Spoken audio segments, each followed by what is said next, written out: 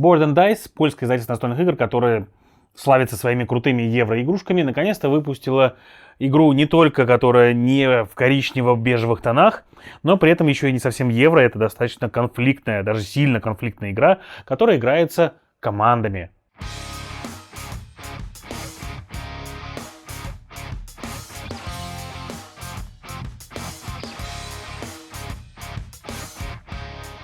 Итак, всем привет, с вами Юра, вы смотрите Geek Media. На столе у меня сегодня Art of Rivalry или Искусство соперничества. И это игра, которая рассказывает про борьбу школ Микеланджело и Леонардо да Винчи за внимание публики и за звание самого лучшего деятеля искусства того времени. В этой игре вы будете рисовать картины, отправлять их в различные провинции Италии для того, чтобы завоевать всеобщее уважение и доказать всем, насколько вы великий мастер. Игру можно играть вдвоем, тогда каждый игрок управляет 4 персонажами. Можно играть втроем, тогда один игрок управляет 2 персонажами, а 2 по одному берут. Или можно играть полным составом на 4 игрока, тогда каждый будет управлять отдельно своим персонажем, но при этом стороны выигрывают, то есть школы выигрывают только вместе. То есть либо 2 игрока, которые играют за Микеланджело, победят, либо 2 игрока, которые играют за Леонардо, победят. В целом, механика игры сделана достаточно бескостыльно, то есть вы в любом случае выполняете определенные действия и сильно не заморачиваете голову тем, что вам приходится управлять 2 персонажами, все-таки это не ролевая игра. Но при этом стоит отметить, что обе школы достаточно сильно асимметричные. То есть школа Леонардо в свой ход будет, кроме того, что взаимодействовать с общим игровым полем, будет разрабатывать изобретения по чертежам, которые есть у Леонардо да Винчи. И для этого она будет выстраивать у себя паттерны, то есть узоры на игровом планшете из ресурсов, для того, чтобы они соответствовали тому, что нужно, и получить различные бонусы за это. С другой стороны, школа Микеланджело будет расписывать Сикстинскую капеллу, постепенно убирая с планшета своего тайла и за это получая мощные бонусы. То есть, если школа Микеланджело настроена на то, чтобы получать одноразовые всякие эффекты и на них идти вперед, то школа Леонардо, наоборот, настроена на то, что она будет получать себе перманентные способности, немножко более сложным образом, чем эта школа, но зато они будут помогать ему в дальнейшем всю игру, и в том числе некоторые из них будут давать победные очки в конце игры. Кроме этого, у школы Микеланджело есть небольшой бонус по сравнению со школой Леонардо, и если игра идет так, как задумано, то школа Микеланджело, конечно же, сильно превалирует в начале, но если Леонардо сделает все правильно, он сможет не только нагнать ее, но и обогнать. Обо всем этом мы разберемся в том, как играть в игру Art of Rivalry. Итак, изначально у нас поле разбито на несколько частей. Очень важная часть из них — это карта Италии, разбитая на регионы разных цветов. Серые регионы, через них можно проходить, в них нельзя останавливаться, и они вам не дадут никогда никаких победных очков. Все остальные цветные регионы, в них рано или поздно появятся выставки. Выставки — это вот такие вот жетончики, и они появляются в 3 случайных регионах, которые вы скрываете из общей стопочки. Изначально выставки на поле есть только золотые, но с каждым раундом золотая выставка будет меняться на серебряную, а новая золотая выставка появляется в другом регионе. Золотые выставки дают обычно больше победных очков, чем серебряные, и это указано в том верхнем углу. То есть золотая выставка в данном случае в синем регионе бы принесла 14 очков, а серебряная всего 7. И это если вы имеете преимущество в этой зоне. Преимущество мы, конечно же, захватываем своими произведениями искусства. Произведения искусства школы Леонардо обозначены вот такими вот зелеными картинами. Такими вот. И имейте в виду, что у меня игра в версии прототипа, поэтому все компоненты игры будут гораздо лучше и гораздо интереснее выглядеть, чем то, что у меня вот эти уже жетончики напечатаны на 3D принтере. Школа же Микеланджело представлена 2 видами фигур: скульптурами и бюстами. Но при этом они суммируются вместе. И в данном случае, если мы смотрим, сейчас у нас 4 произведения искусства Микеланджело и 3 произведения искусства Леонардо находятся во Флоренции. И поэтому преимущество там было бы, конечно же, у Микеланджело. И если бы там стояла выставка, то Микеланджело бы установил свою одну из этих скульптур или свой один из этих бюстов прямо на выставку, чтобы обозначить, что он там на данный момент имеет преимущество. Важный аспект игры в том, что как только вы перешли, то есть если, например, сюда приходит кто-то первый, он сразу ставит туда, потому что у него есть преимущество. Но чтобы другой стороне это преимущество перехватить, ему нужно иметь там больше силы. Силы своих произведений искусства. Итак, приведя, например, туда 2 картины, Леонардо бы отобрал ее, поставил бы одну картину сюда, и потом могут спокойно вести другую картину, потому что ничья сохраняется в той позиции, в которой она остается. Но, с другой стороны, потом Микеланджело мог бы провести туда еще больше своих бюстов или еще больше своих скульптур и обратно отвоевать эту выставку, потому что победные очки за выставку дают только в конце раунда. Вторая часть планшета — это наши действия. Действий есть 4 вида, и на каждом из них лежит такая вот специальная накладочка, потому что эта накладка обозначает, какого цвета данное действие в данный момент, но это не значит, что вам нужно будет тратить ресурсы именно этого цвета на это действие. Вам нужно будет тратить ресурсы цвета этого действия, если вы являетесь Леонардо, потому что Леонардо имеет специальную у вас способность. Потратив дополнительные ресурсы этого действия, когда он пришел на него, он будет иметь плюс 1 силу к этому действию. И некоторые карты условий завязаны тоже на эти цвета. Действий у нас всего 4 вида. Первое действие, самое простое, оно вам говорит: получите сразу себе одно произведение искусства в запас. И в данном случае, если это Леонардо, он просто докладывает себе в запас одно произведение искусства. Если это, например, Микеланджело, то здесь зависит от того, какой игрок за него в данный момент играет и какой игрок будет активным. Если это, соответственно, сам Микеланджело получит скульптуру, его помощник получит себе бюст. Он просто доложит его себе сюда вот в резерв. А далее, в зависимости от силы вашего действия, вы будете выполнять различные количество действий в данной сфере, а это создание картин. Как же у нас определяется сила действия? В начале каждого раунда каждому игроку раздается по 5 карт. У каждой стороны эти карты асимметричны и свои уникальные. И на этих картах у Леонардо, конечно же, как вы понимаете, изображены его картины. Игрок выбирает себе 3 из этих карт и оставляет, а другие 2 сбрасывает. И на этих картах есть следующие вещи. У нас есть, скажем так, значение огласки. Это важно на то, насколько сильно за вас болит аудитория, когда вы делаете это действие. И сама сила действия. И вот сила действия как раз указывает сюда. И вот при силе действия 2 в этой зоне мы могли бы разместить 2 из своих картин во Флоренции.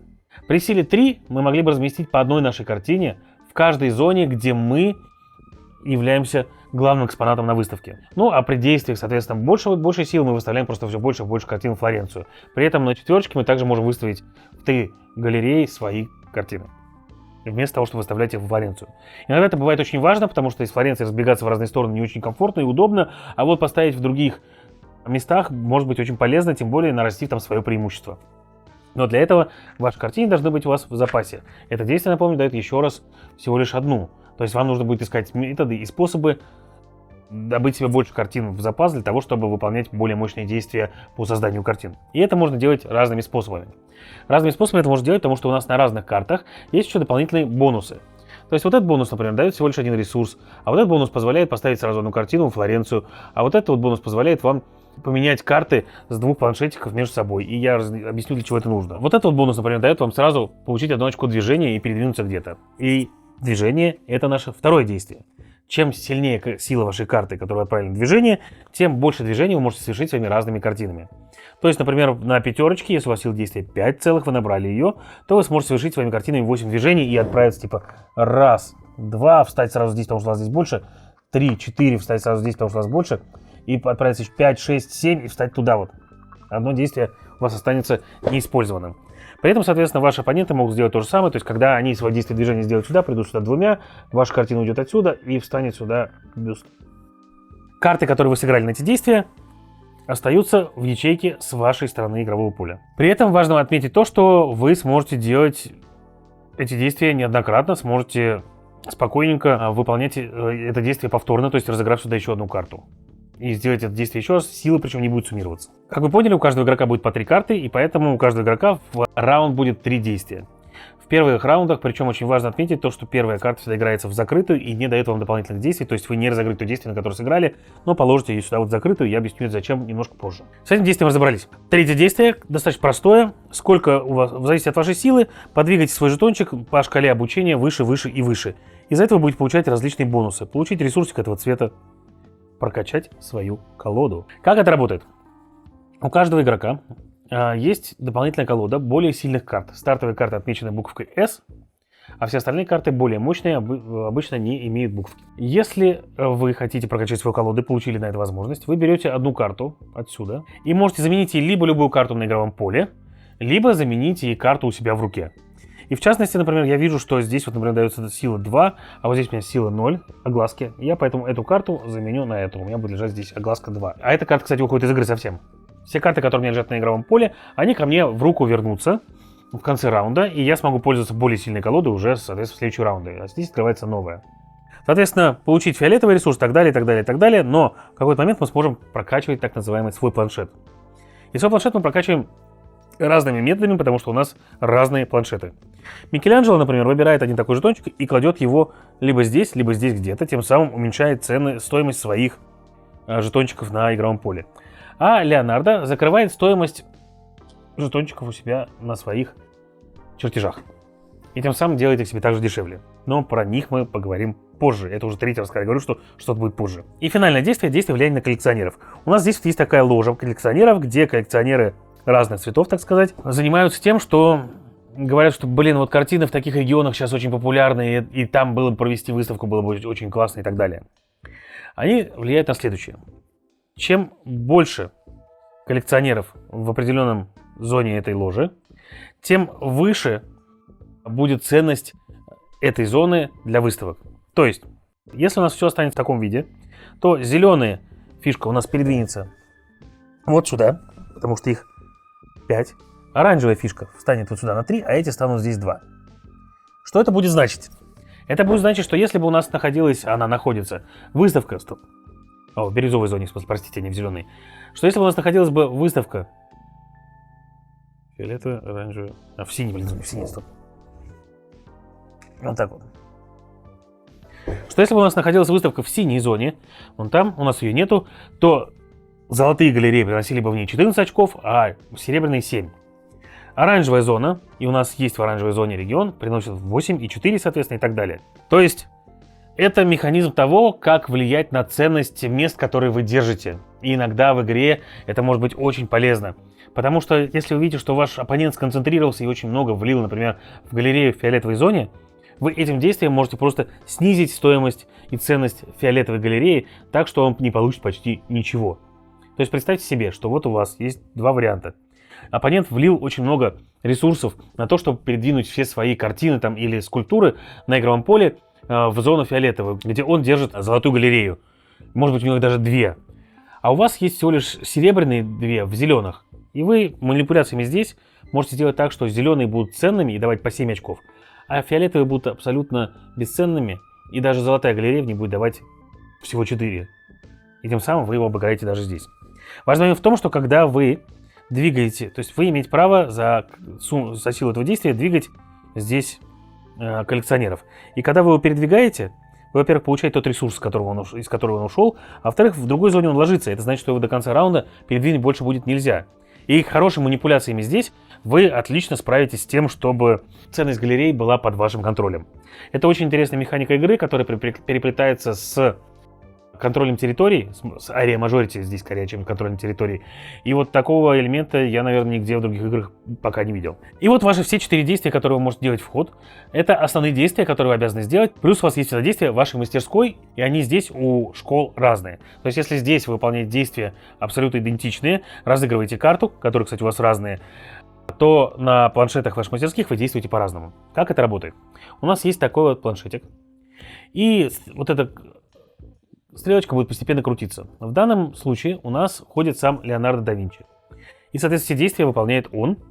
И он должен сначала забрать себе отсюда 2 жетончика вот этих. 2 жетончика ресурсов. Он выкладывает у себя на планшете их каким-то образом. Например, выкладывает их вот так вот и вот так вот. Для чего он это делает?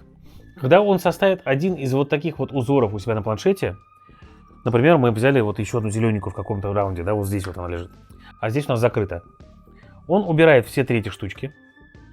Заменяет одну из них такой штучкой, то есть сюда теперь больше класть нельзя, и получает первый бонус с этой ячейки. Эта ячейка говорит о том, что когда он двигается по вот этому планшетику, он может получать ресурс любого цвета, а не только того, который там нарисован. Плюс в конце игры он получит 2 победных очка.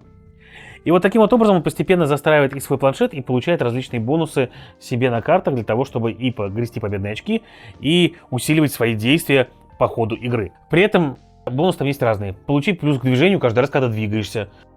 Вот здесь вот можешь сразу дополнительно, когда делаешь это действие, выкладывать еще одного товарища, как бы, да, класть на бочок. Вот здесь вы получаете лишние карты и получаете ресурсы различные, да, когда обучаетесь. Вот здесь вы можете сразу выставлять картины и так далее. Здесь вы получаете победные очки, а вот это вот очень мощный эффект, который говорит вам о том, что, конечно, у ребят больше произведений искусства, и их 2, а вы одни. Но на первом уровне этой способности при равенстве вы выигрываете. То есть одна картина сильнее, чем их одна. 2 ваших сильнее, чем их 2. А на втором вы получаете специальный эффект, который говорит вам о том, что 2 ваших картины равны 3, но только первая двоечка. То есть, если у вас 4 картины в регионе, они считаются как за 5. При этом при равенстве вы выигрываете, то есть, понимаете, да? Вы приходите 2 картинами, там находятся 3 картины ваших оппонентов, и вы занимаете место главенствующего на выставке, потому что ваши 2 равны 3, и при равенстве вы выигрываете. Круто же? Ну круто. И это всего лишь один из эффектов, который может выдавать его чертежи, которые вы будете развивать у себя на планшете. У Микеланджело все немножко по-другому. Он выбирает у себя любой тайлик на игровом поле и, соответственно, пытается платить его теми ресурсами, которые у него есть. В данном случае, например, у нас, если ход настал Микеланджело, есть оранжевый и фиолетовый. Это значит, что мы можем либо вот этот тайл забрать, либо вот этот тайл забрать. И сразу выполнить то действие, которое на нем написано. Если у нас не хватает ресурсов в данном раунде на то, чтобы что-то сделать, к сожалению, нам придется просто перевернуть тайл на красную сторону. Если у нас есть один ресурс, то мы получаем эффект действия и переворачиваем на красную сторону.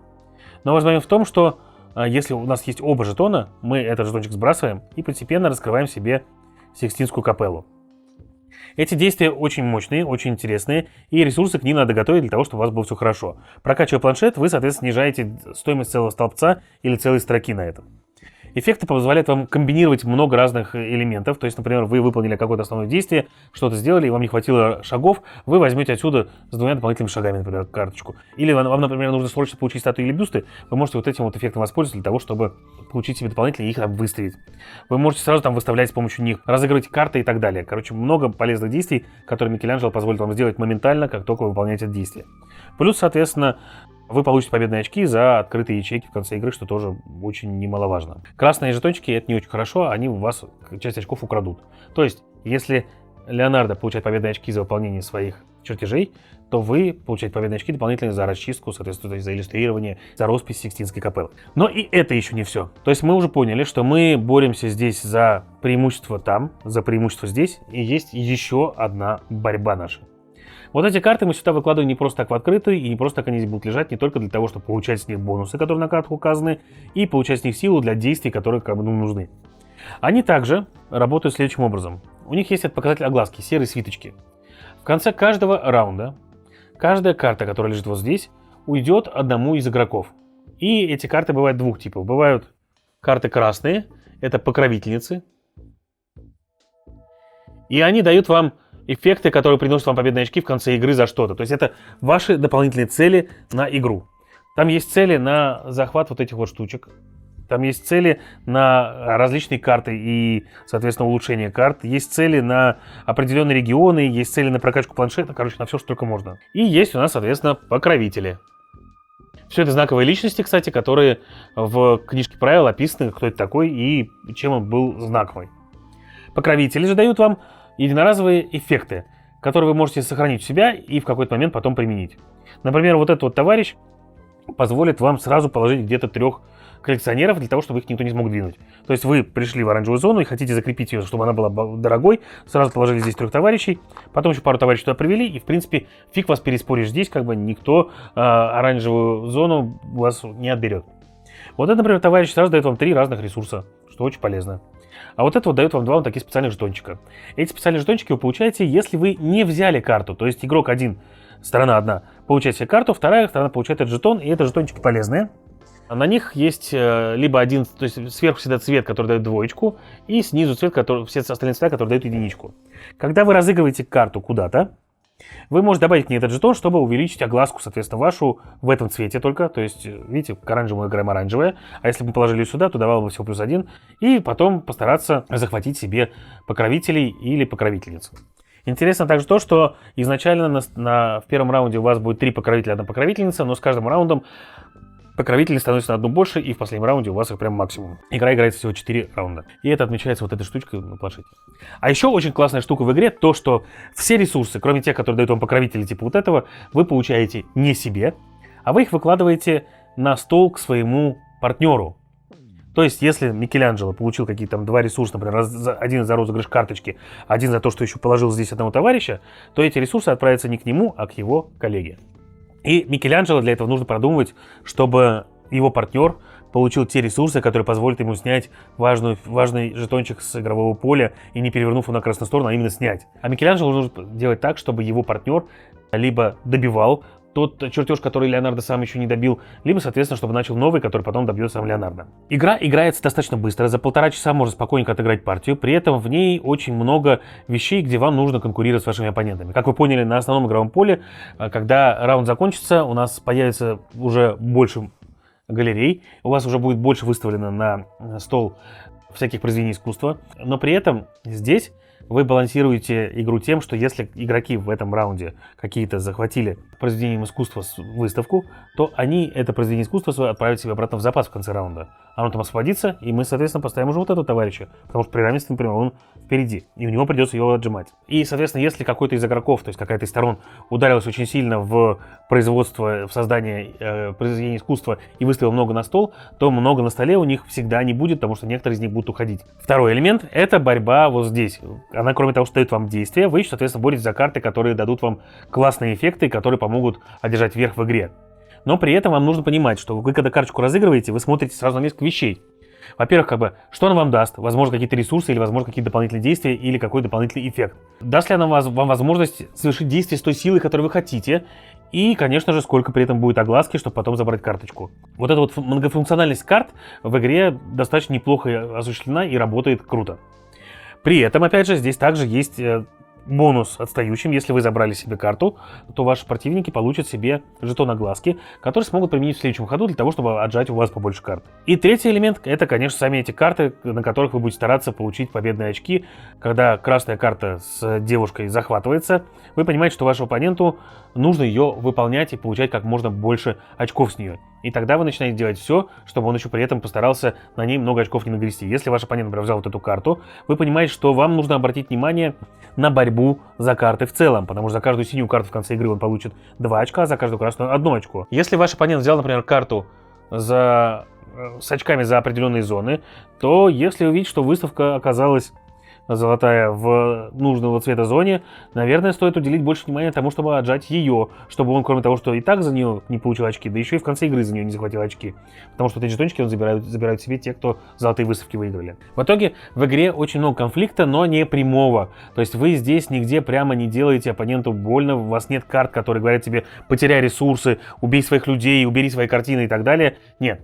Здесь конкуренция достаточно здравая, вы делаете все, чтобы вам фактически было лучше, но при этом должны везде опережать оппонента. Игра очень приятно оформлена. Компоненты финальные я, конечно, не видел, но мне понравились иллюстрации, мне нравится, в принципе, как выглядит игровое поле. Здесь все функционально и работает достаточно неплохо. По механикам игра прям классная, но я рекомендовал бы, конечно, играть ее больше либо вдвоем, либо вчетвером, тогда вам немножко проще координироваться, потому что есть правило: команда, которая играет вдвоем, она после подготовки к раунду, который есть только в этом режиме, то есть когда вы изначально готовитесь к раунду, все готово, разложились, у вас есть время на то, чтобы обсудить, что вы будете делать. А вот в ходе самого раунда вы друг другу подсказывать права не имеете. Поэтому играть вдвоем или вчетвером, на мой взгляд, наиболее в нее интересно. Здесь, кроме вот контроля территории и перетягивания канатов, еще неплохо работает элемент построения колоды. Вы, конечно же, здесь полноценного колдостроя не увидите, но каждая карта, которую вы добавляете в колоду, она значима. Чем больше вы их себе в колоду добавляете новых карт, тем лучше у вас будет работать ваша колода, и у вас будут более крутые эффекты. Но очень важно понимать, какие карты вы у себя из колоды при этом удаляете. Потому что некоторые из них могут быть полезны для того, чтобы получать огласку, некоторые могут быть полезны за свои эффекты дополнительные, а некоторые просто дают вам много силы, и за счет этого вы, конечно же, пытаетесь тоже выйти вперед. При этом важно еще, соответственно, смотреть на те карты, которые вы удаляете. Поэтому, если вам интересно получить для себя уникальную игру с интересными необычными механиками, которую можно поиграть не только друг против друга, но, в принципе, еще и в командах, что не так уж часто бывает в настольных играх, то рекомендую обратить вам внимание на искусство соперничества. Эта игра подарит вам очень необычный игровой опыт. Ну и это все на сегодня. С вами был Юра, вы смотрели Geek Media. Всем пока!